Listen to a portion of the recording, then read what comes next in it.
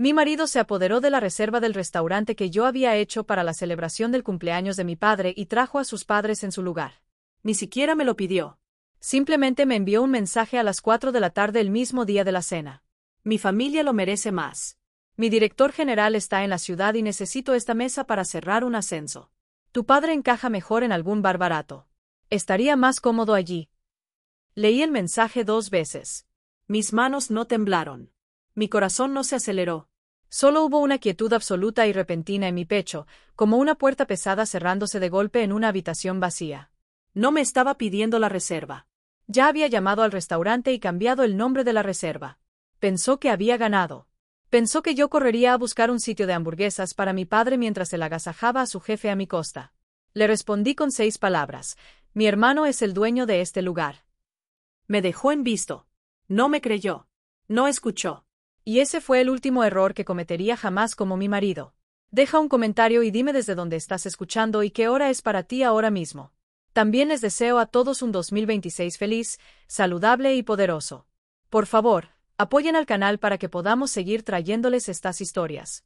Me encantaría saber de ustedes. Mi padre, Miguel, pasó 40 años con grasa permanentemente grabada en las huellas dactilares. Era mecánico, el tipo de hombre que podía diagnosticar una transmisión moribunda solo escuchando el zumbido del motor. No tenía portafolio ni perfil de LinkedIn.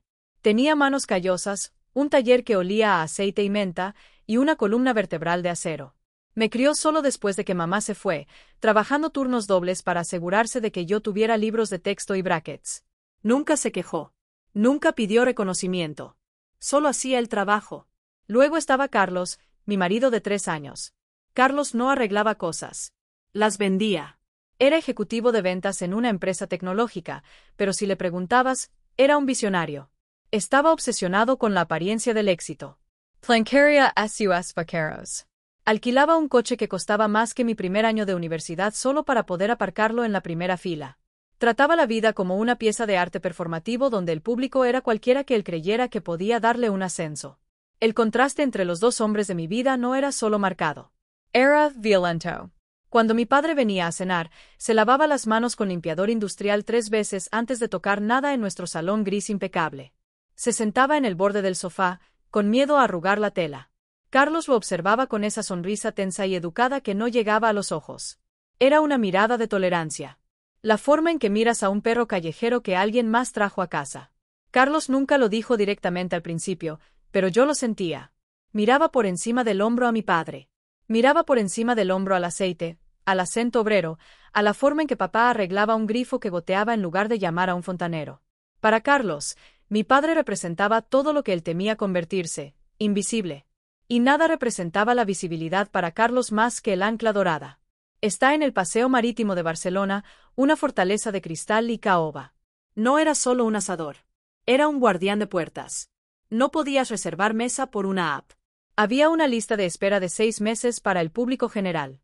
Pero los verdaderos jugadores, los directores generales, los senadores, las familias de rancio abolengo, entraban directamente. Carlos estaba obsesionado con él. Hablaba del ancla dorada como los hombres religiosos hablan de catedrales. Revisaba su Instagram todos los días. Intentaba hacer contactos con gerentes juniors solo para poner un pie dentro. Para él, comer allí no iba de comida. Iba de validación. Era la prueba de que había ascendido, de que formaba parte de la élite, de que no era solo un vendedor de las afueras fingiendo ser un lobo de Wall Street. Para el 65 cumpleaños de mi padre, quería darle algo que él nunca se compraría. Quería que lo trataran como a un rey. Quería que se sentara junto a la ventana, mirara el puerto y comiera un filete que costara más que un cambio de pastillas de freno. Así que conseguí una reserva. Carlos no sabía cómo lo había hecho.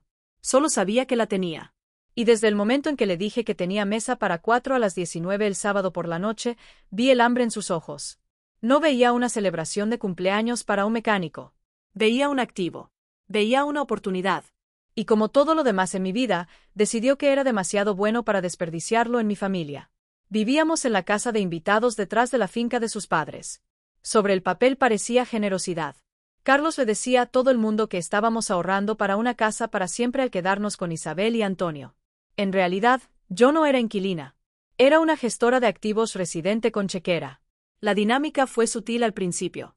Una compra en el supermercado aquí, Una factura de servicios allí. Pero luego vino la reforma. Hace 3 meses, Carlos entró en nuestro pequeño salón con una pila de presupuestos de contratistas. Los tiró sobre la mesa de centro como si estuviera repartiendo una mano ganadora de póker. Mamá quiere rehacer el baño principal de la casa de invitados, dijo, aflojándose la corbata. Azulejos italianos importados, suelos radiantes, ducha efecto lluvia. Va a quedar increíble. Meyer el total. 11.000 euros. Qué bien para ellos, dije, volviendo a mi portátil. Espero que lo disfruten. Carlos soltó una risa seca, sin humor. No, Elena. Lo pagamos nosotros. O mejor dicho, tú. Mi bono no llega hasta el próximo trimestre y el contratista necesita el depósito ahora. Dejé de escribir. ¿Perdona? Es una inversión, dijo, adoptando ese tono condescendiente que usaba cuando explicaba conceptos simples a un niño. Vivimos aquí sin pagar alquiler. Esto aumenta el valor de la propiedad. Es patrimonio. Además, después de todo lo que mis padres han hecho por ti, acogerte, pasar por alto tu origen, es lo mínimo que puedes hacer. Ahí estaba. El anzuelo. Durante años había llevado lo que ahora llamo la cadena invisible de la superviviente. Cuando creces con un solo progenitor, arañando para llegar a fin de mes, remendando agujeros en la ropa y viendo a otras familias irse de vacaciones que tú no puedes permitirte, desarrollas una creencia profunda de que eres de alguna manera inferior. Crees que la estabilidad es un lujo que tienes que ganarte. Carlos y sus padres lo sabían. Olfateaban esa inseguridad como tiburones huelen sangre en el agua. Me habían convencido de que su aceptación era un regalo que tenía que pagar constantemente. No era solo esposa. Era un caso de caridad al que habían permitido graciosamente entrar en su círculo. Cada vez que pagaba una factura, cada vez que tragaba un insulto, cada vez que extendía un cheque, estaba pagando mi cuota de admisión a una familia que creía superior a la mía. Myra Carlos. Miré el presupuesto. Y sentí esa cadena pesada familiar tirando de mi garganta. No quería ser la chica desagradecida de la familia rota. No quería ser la sanguijuela. Quería ser digna. Así que escribí el cheque. 11.000 euros de mis ahorros. Dinero que había ganado gestionando cadenas de suministro, optimizando logística, trabajando 50 horas a la semana. Buena chica, dijo Carlos, arrebatando el cheque antes de que se secara la tinta. Mamá estará encantada. No dijo gracias. Solo se marchó. Empezaron las reformas la semana siguiente. Isabel venía todos los días a supervisar, criticando mi limpieza mientras los obreros destrozaban el baño que yo había pagado. Me trataba como a una ocupa en mi propia casa. Incluso mientras mi dinero pagaba el mármol sobre el que ella caminaba, me di cuenta entonces de que la cadena no me mantenía a salvo. Me estaba estrangulando. Había pagado 11.000 euros por una jaula dorada, pensando que me compraría respeto, pero lo único que compró fue un suelo radiante en el que apenas me permitían estar.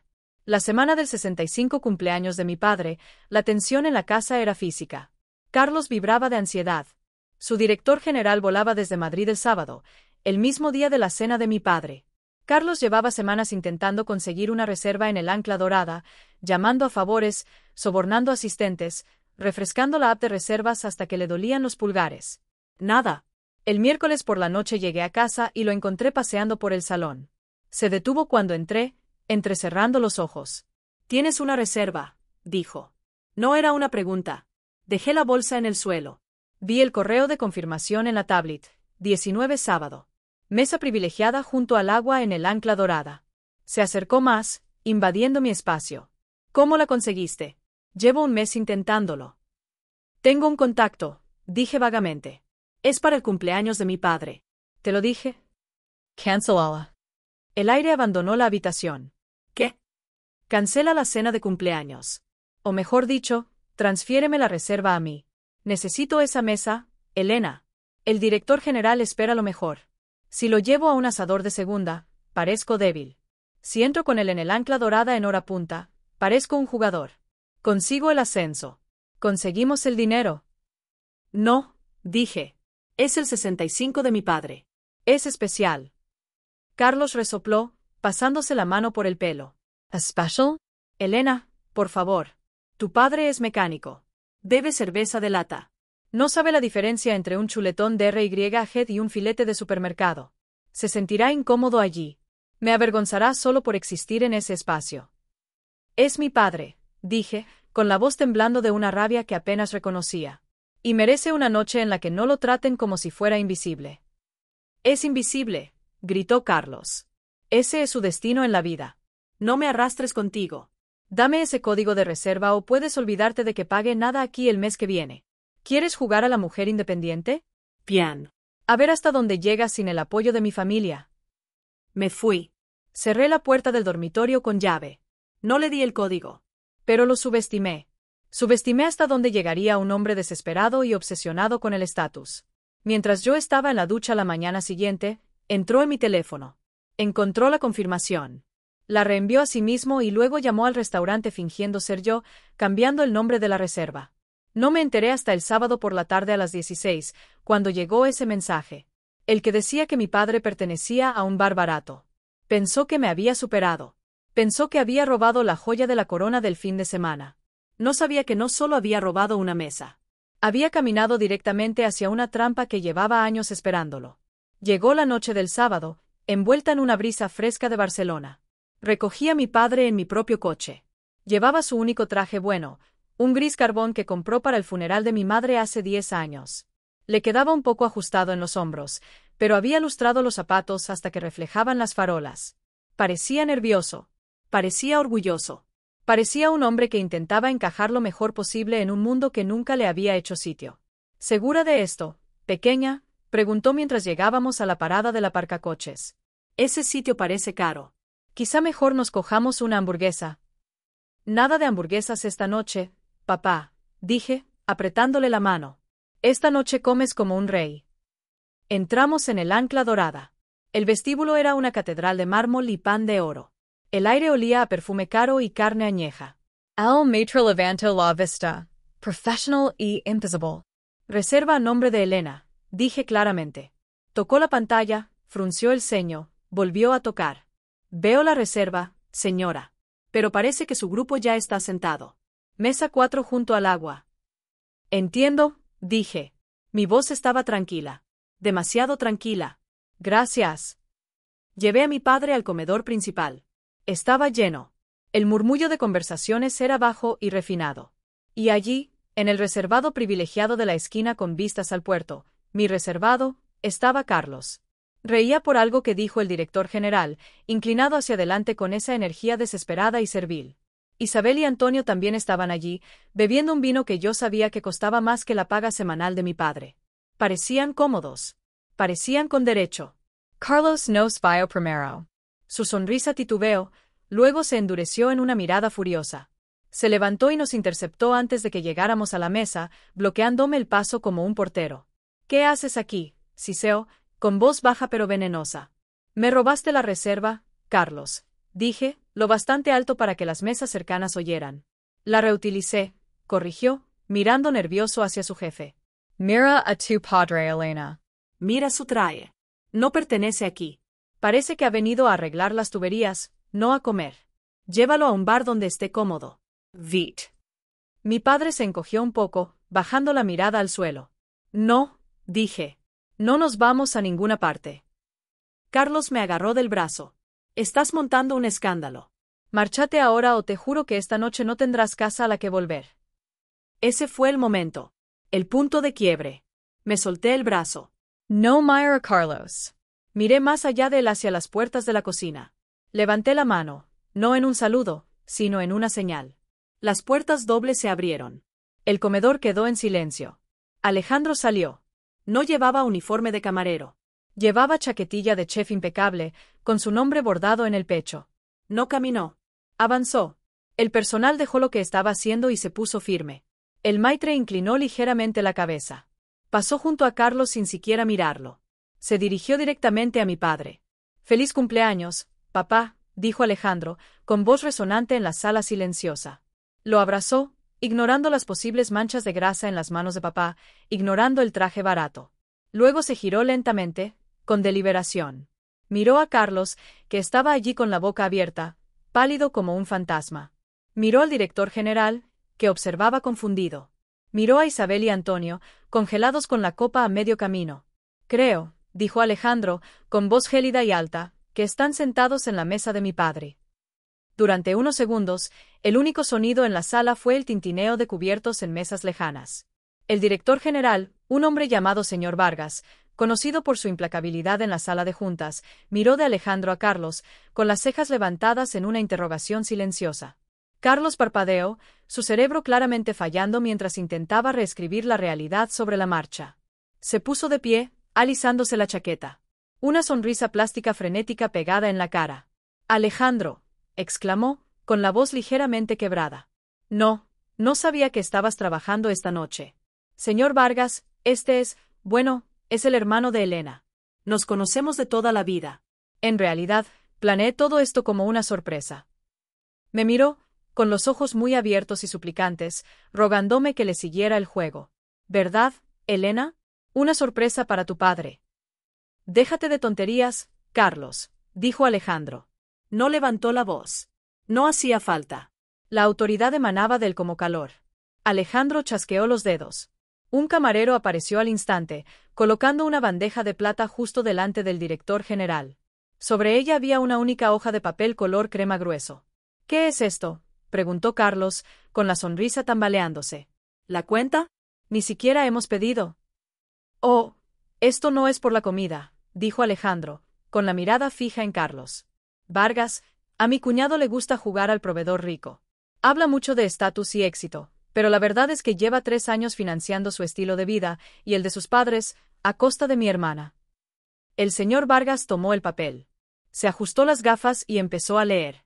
Azulejos de mármol italiano, 4.000 euro, recitó Alejandro de memoria, su voz cortando el aire. Sistema de suelo radiante, 3.000 euros. Lavabo y grifería a medida, 2.500 euros. Pagos mensuales de gratitud disfrazados de facturas de servicios, 2.500 euro. Alejandro se inclinó, apoyando las manos en la mesa. Total robado a mi hermana para reformar una casa que no es suya, 11.000 euros. Pagado íntegramente por Elena. Saldo restante en la cuenta de Carlos, 0. Isabel jadeó, agarrándose las perlas. Antonio miró su copa de vino. Carlos se puso morado. Este era el momento que los psicólogos llaman lesión narcisista. No era solo vergüenza. Era una aniquilación psicológica. Toda su identidad, el ejecutivo exitoso, el proveedor, el hombre superior a la basura obrera, estaba siendo despojada delante de la única persona que necesitaba impresionar. No lloró. No se disculpó. Explotó. «Me tendiste una trampa», gritó Carlos, golpeando la mesa con la mano. El comedor quedó en absoluto silencio. «Lo planeaste todo. Me dejaste venir aquí. Me dejaste traer a mi jefe solo para humillarme». Se giró hacia mí, señalándome con el dedo, temblando de rabia. «Mentiras. Me dijiste que tu hermano era cocinero. Lo ocultaste. Ocultaste su dinero. Me engañaste para quedar como un idiota». «No oculté nada, Carlos», dije, con voz firme y fría. «Nunca preguntaste. Estabas demasiado ocupado burlándote del trabajo de mi padre como para darte cuenta de que su hijo construyó un imperio».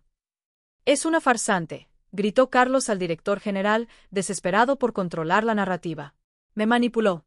Me dejó pensar que eras un gran hombre», terminó Alejandro por él. «Pero todos sabemos quién pagó de verdad ese traje que llevas puesto». El señor Vargas dejó el papel sobre la mesa. Miró a Carlos con una expresión de puro y absoluto asco. No era ira. Era la mirada que se le da a algo desagradable pegado en la suela del zapato.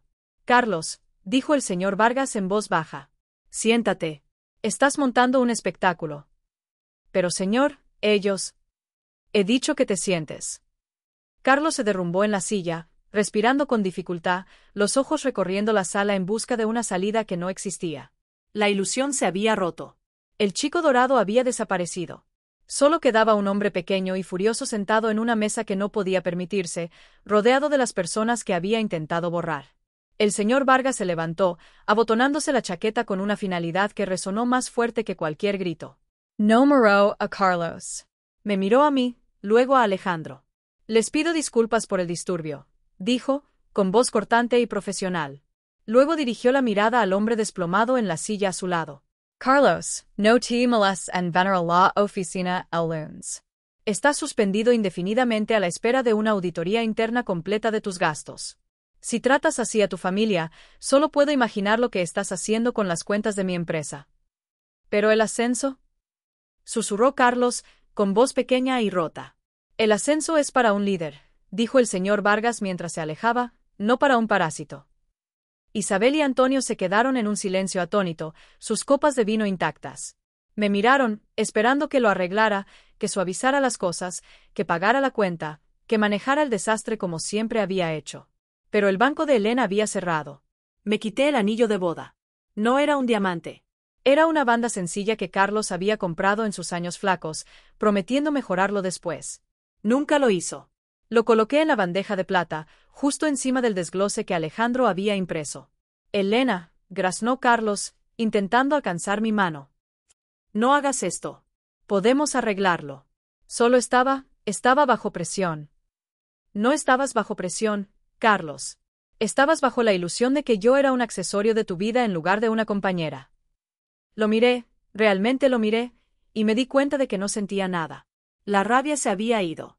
El dolor se había ido. Solo quedaba la claridad de un balance que por fin había quedado a cero. Las reformas, dije, señalando el papel, los azulejos, el suelo radiante, el lavabo, considéralo mi regalo de despedida. Esos 11.000 euros son tu paquete de indemnización, porque me llevo el único activo que realmente importa. Me volví hacia mi padre. ¿Listo para comer, papá? Muerto de hambre, dijo, poniéndose derecho. No comimos en el comedor. Alejandro nos llevó a través de las puertas batientes, pasando por el personal de cocina atónito, hasta su mesa privada de chef en la parte de atrás. Era cálida. Olía a romero y ajo. Era ruidosa, desordenada y real. Comimos filetes que se derretían como mantequilla. Reímos hasta que nos dolieron los costados. Mi padre contó historias de su taller, y por primera vez en 3 años, nadie puso los ojos en blanco. Mientras miraba alrededor de la mesa a mi hermano y a mi padre, pensé en Carlos sentado solo en ese comedor frío y caro. Hay un tipo específico de pobreza que no tiene nada que ver con el dinero. Es la pobreza del alma. Los psicólogos la llaman la ilusión de la cartera vacía. La creencia de que si compras suficientes cosas caras, te volverás valioso. Carlos llevaba un traje de 1.000 euros, pero por dentro estaba en bancarrota. Mi padre llevaba un traje de 50 euros de una tienda de descuentos, pero era el hombre más rico que conocía. Había pasado años intentando comprar un sitio en una mesa donde nunca fui bienvenida. No me di cuenta hasta esta noche de que había estado construyendo mi propia mesa todo el tiempo, y la vista desde aquí era perfecta. Si alguna vez has tenido que cortar con alguien que te trató como una opción mientras exigía que lo trataras como prioridad, comparte esta historia. No estás solo.